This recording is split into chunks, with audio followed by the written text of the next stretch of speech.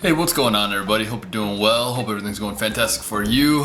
My name is Rakke and I just want to do a brief recap of our little family vacation to Colorado. I have this desire inside of me where I wish I could listen to the voice of my grandfather, of my great-grandfather, of my family that's since passed away. And this is going to be a way that I'm going to try to put the video that I recorded of our family trip over my voice. So then that way in 10 years my kids can look back on this and say, hey, that's what dad used to sound like, or that's what my grandpa used to sound like, or whatever it ends up being. And I think that stuff would be cool. I don't know where this desire came from. I don't know why I want to, but nonetheless, I'm just gonna do a little brief recap of our trip and then throw it over a little bit of quote-unquote B-roll, even though I don't know what the heck B-roll even is, and see how I can test my editing skills and then go from there. So nonetheless, here we go.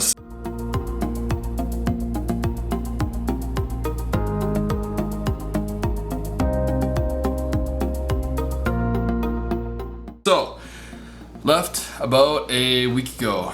We left on a Thursday, worked all day. After I worked all day, we wanted to get on the road by about 6 o'clock. We got on the road at like 5:30, and then started just cruising on away. Plan number one was that we were gonna sleep in the car the very first night. Great plan if it had worked out that way. Made it to a little dinky town in the southwest side of Minnesota. It's called Bellevue. Bellevue, the big significance to Bellevue is that is where my grandparents are buried. So made a quick little stop there. It was a good place to stop. They have a nice park. Stopped there, visited grandpa and grandma, and then kind of kept on our merry way. After we left Bellevue, I made the mistake of putting the shortest route to Denver into my GPS. And that was kind of mistake number one. So shortest route took us across South Dakota and then south out of South Dakota. And that'd be all fine and dandy, except by the time we were getting across South Dakota, it was a good solid 2 o'clock in the morning, or probably midnight-ish. And by the time we got into Nebraska, it was a good 2 o'clock in the morning. So the big trouble with that was that we were planning on stopping at a couple of different spots and then just sleeping through the night in the car and driving across middle of Nebraska, no interstate, no nothing. We had no idea where the heck we even were, but we were just following by the GPS. We'd get to a spot and I'd kind of suggest, hey, there's a hotel here, maybe we should pull in here, and it's kind of a schwanky town. All right, let's move on. And we did that several times, and eventually we got into the point of where we pulled into a hotel, and we were gonna sleep in the parking lot. And I got out to go to the bathroom, slammed the door 2 times, and boom, kids woke up. And when the kids woke up, we kind of were frustrated at that point, so we slammed another energy drink and kept going. So we ended up driving for a good solid, 15 or 16 hours. We pulled into a random rest stop in Nebraska, and that random rest stop in Nebraska, it was kind of spooky, but nonetheless, get out, do some jumping jacks, keep on keeping on. Pulled into Denver at about 9 o'clock on Friday morning, which was freaking awesome time, man. I mean, it was crazy good timing. But our first stop was the Coors Light Brewery. So we pulled into the Coors Light Brewery at about 9:30. Tour started at 10, so we got to stand in line for a good 20 minutes, half hour. But we were one of the first people in line, which was a slick deal. So we stayed in line, got into the tour bus, went up to the brewery, and then got to do our little brewery tour. Saw kind of the big vats that do all the hops for the beer. Saw the packaging for the whole system and got to be able to kind of experience what that's all about. Got a few samples, which was a good deal. And then that was pretty much it for the Coors Light Brewery. But it was a cool experience. It was an awesome deal. I highly recommend it if you're ever in Denver, just kind of visiting. Only like $10 per person, and well worth it. After the brewery was the Red Rocks Amphitheater. Also very cool. Basically like a natural stadium made 100% out of the rocks in the mountain. Super cool. Really hot when we went there. Relatively busy, but I think well worth it. Totally free to go to, which was awesome, which is always a positive. But a good time, a good way to get out of the car and everything that way. Got to our first hotel. Super thankful that the first night the doggone pool was on the outside of the building. Kids didn't want to go in the pool because it was on the outside, so therefore crashed, fell asleep at about 4. Pretty much slept solid throughout the whole night, and then woke up at like 7 o'clock in the morning. Was a great idea to have the pool on the outside of the pool. Next day, we were driving down into Colorado Springs. Got into Colorado Springs, and then we wanted to do several different things that day. Wanted to hit up a place that's called Pikes Peak. We wanted to do Garden of the Gods.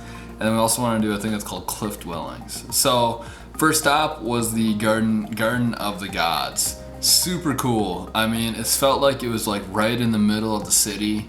These huge rocks, huge place. I mean, it was just unbelievable. I like the story that was behind the Garden of the Gods. So basically, back in the early 1900s, a gentleman owned the Garden of the Gods, and one of his dying wishes was that the park be forever known as Garden of the Gods, and then that it forever be free to the public. So because of this dude's dying wish back in the early 1900s, the place is called Garden of the Gods, and it'll forever be free. I think that's an awesome story. I think it's just something that is cool to be able to, I don't know, be told forever and ever. And of course it's told on a big plaque that's up on a rock.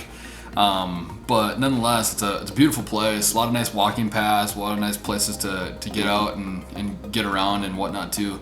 Pretty awesome. Second place that we stopped was the Cliff Dwellings. Basically, three Native American families back a long time ago. Can't remember the exact years. Basically carved out these places within this cliff in order to live. Cool place. Here's a quick little shot of that. Nice. I mean, it was just cool to see, and it was awesome to know the history behind it. Unfortunately for us, when we went there, it was raining, but inside the actual cliff dwellings themselves, completely dry. So I mean, it would be prime spot back in the day, which would be awesome. Next stop after that was Pikes Peak. Unfortunately, middle of June, Pikes Peak was closed beyond 7 miles up to everybody because of snow. So because it was close to snow, I was only able to get a few shots of the area. Did get over the dam and then to the visitor center and those type of things. But we never actually got to see Pikes Peak itself. From the videos that I've seen of the place, basically as soon as you get to a certain elevation, boom, all the trees are completely gone. Just a beautiful sight to see if you can get to the top. I heard a lot of stories about people that basically their cars were stalling because of the lack of oxygen, wasn't able to come into the intake of the car. I was oddly enough excited to experience that, just to see if the old 4-cylinder Malibu would be able to handle it. But unfortunately we didn't get high enough into the mountains in order to really figure out if it could. Fun fact about driving in the mountains though, the whole manual gear in the newer vehicles and the Chevys, if you shift it into manual mode and then you can manually shift, if you keep it in a lower gear, it does a lot better going down the steep hills. Something that I found out that I had no idea beforehand, which is cool. So next night, made it to Colorado Springs, found the hotel. Kind of just lay low. Kids were excited to go swimming, so we did a lot of swimming for the entire trip. So that was a good deal. And then the next day, we drove down to a place that's called the Royal Gorge Bridge, which was about an hour away. Royal Gorge is basically a suspension bridge that goes over this giant canyon looking place. First experience on a gondola ride. My boy was freaking out, but I do have a quick little video of that. Gondola ride was pretty awesome. Basically, you're completely suspended on a wire, and then it's just like this truck looking deal that you just cruise right over this canyon. Beautiful sight. It was an awesome deal. But that was fun. Once we got over to the other side, went and the kids played in the park for quite a while. There was a carousel at the very top of this mountain, and it overlooked this entire valley, and it was just beautiful. I mean, it was so cool to see, and it was so fun. All the kids rode on it a couple times. It was pretty awesome. I don't get excited over carousels very often, but this one was pretty unbelievable, and I think was well worth it. So that one was really cool. After that, we walked down onto the bridge. My boy took this trip where, hey, I want to take a serious face. So he took this serious face shot, which was pretty funny. After that, walked out onto the suspension bridge. I expected it, because it's a suspension bridge, to feel like a little bit of a wave going onto it. Didn't have that at all. You didn't even hardly notice that you were out on a suspension bridge. They had flags aligning, the state flags on each side of the bridge. So it was kind of a challenge to be able to find your state flag. So the kids got a kick out of that. These wires, you could see the wires that went up on each side. And the wires were pretty awesome to see and to kind of experience that's all that you were suspended by, essentially. And I was also impressed at the thickness of the wood that was basically holding up the whole bridge. It was just unbelievable. It was a beautiful sight. You can see the river flowing through the bottom of the canyon. You can see kind of everything from all over. It's unbelievable. You didn't expect it to be there. You didn't expect the fact that you're actually 12,000 feet, 5,000 feet in the air. You didn't expect those things, but it was pretty unbelievable. And then by the time we got all done with that, they had ice cream at the end of the bridge too. So we got to have a little bit of ice cream towards the end, which was a good deal. Let's see. After that, long drive home. The kids were getting tired. A lot of walking, a lot of hiking, up and down hills and everything too, which was pretty rough on them. But nonetheless, we did make it. Got back to the hotel. Again, they wanted to go swimming. Amazing how much swimming we did, but yet they blamed the fact that they were so tired on how much walking that we did. It was kind of funny that way. Next day was a lot of driving. So we drove towards Omaha, ended up making it to Lincoln, Nebraska. In Lincoln was about an hour shy of Omaha. So we found a hotel there and slept there. Actually, probably my favorite hotel of the whole trip, even though it was in the middle of Lincoln, Nebraska. The pool was the coolest thing, because they're crazy about the pool. Basically, started on 3 feet on each side, goes down to 4 feet, and then just stays at 4 feet. So it's like a U shape in the middle of the pool. Slick deal, because then my little kids can touch on the whole thing, which was pretty awesome. While we were in the pool, we met this family from Mississippi, and I thought that this story was kind of cool. So basically, Mississippi State went to the College Baseball World Series. College Baseball World Series was hosted in Omaha, Nebraska.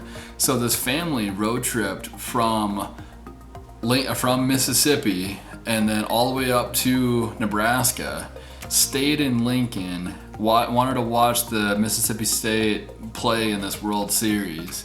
Ended up beating Auburn the night before, basically 100% on luck.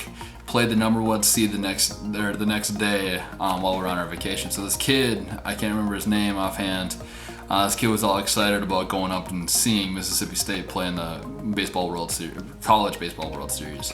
Pretty awesome. I always like to root for a good underdog. Go Mississippi State in that World Series. Of course, fast forward a few days, I did find out that they lost, which is a bummer. But nonetheless, I'm jacked about the kids' story that I met in the pool in Lincoln, Nebraska. So if you're watching this, I was rooting for you in that game. I really wish you guys would have won.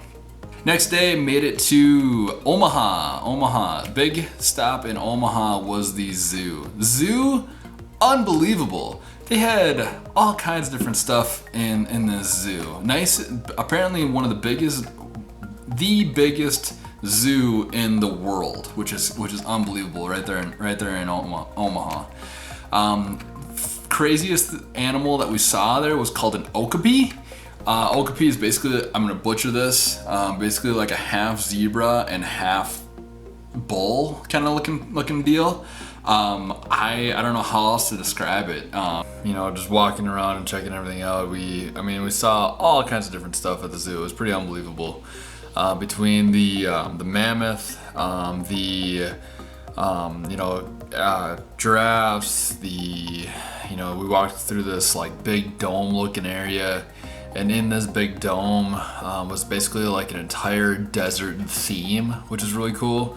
There's a lot of different things that were within that big dome that were pretty interesting to check out. But we kind of made it throughout the whole deal. My girl, she kind of freaked out at the whole butterfly exhibit, so she absolutely hated that, which was, from my wife and I, was kind of funny. For her, it was a little bit traumatizing, but nonetheless, she got over it, so it was all good. But as we were cruising along, we ended up spending like 4 hours at the zoo, which was crazy. It was plenty of walking, plenty of cruising around. But it was well worth it. It was a little expensive to get in, but it was totally worth checking it all out. After the zoo, we attempted to go to the like a pedestrian bridge, because my wife thought it would be a cool idea to be able to stand in 2 states at one time, between Iowa and Nebraska. And it was like pouring at that point, and we just barely got out of the parking lot of the zoo, and boom, all the kids were completely sleeping. So we didn't end up going to the pedestrian bridge because of the draining. We ended up just kind of keeping on. Slept that night in Sioux Falls, Iowa. Coolest thing about Sioux Falls was the pool. It was one of those deals that it was connected. It was inside and outside, and it was connected by a waterfall, which was really awesome. So we spent a lot of time down in the pool. Again, as always, because the kids enjoyed the pool so much. All the pools so much. But after that, next day was just cruising on home. As we're cruising home, I kind of had an idea to be able to, I don't know, make it a straight shot from Sioux Falls all the way home. We kind of took a little bit of a detour and went over to Pipestone instead. Pipestone is Pipestone, nothing too crazy there. But anyway, it ended up adding a couple hours to the trip. But made it home just in time for the Foley Fun Days parade. So we ended up making it home just in time for that. Once we got home, really quickly unpacked all the stuff that was in the back of the trunk, and then ran over to the parade, checked that all out. For a tiny little town of Foley, Minnesota, that doggone parade started at 6:30 and it went until we left there at 9:15, and it was still going on. So ridiculous parade for the city of Foley. But nonetheless, that sums up our trip to Colorado. It was a good time. It was well worth it. I would definitely go back. I really enjoyed just the time with my family, the time out and seeing the world and seeing something other than just the standard that you get accustomed to around home. So it was absolutely worth it. I would definitely go back. It's kind of how I rate my trips. If I would go back, then I think it was well worth the time and the effort and all that other good stuff. Thank you so much for watching this video. I really appreciate you just taking the time out of your day to watch all this and kind of listen to me ramble. If I see this in 10 years, I hope that I'm able to look back and try to just relive the experience of going on this little vacation. And who knows, maybe I'll make it a regular thing to try to make a vlog out of my family trips from here on out. Thank you so much for watching again. I appreciate it a lot. Hope you have an awesome day, and I look forward to chatting with you in the next one. Have a good day. See you.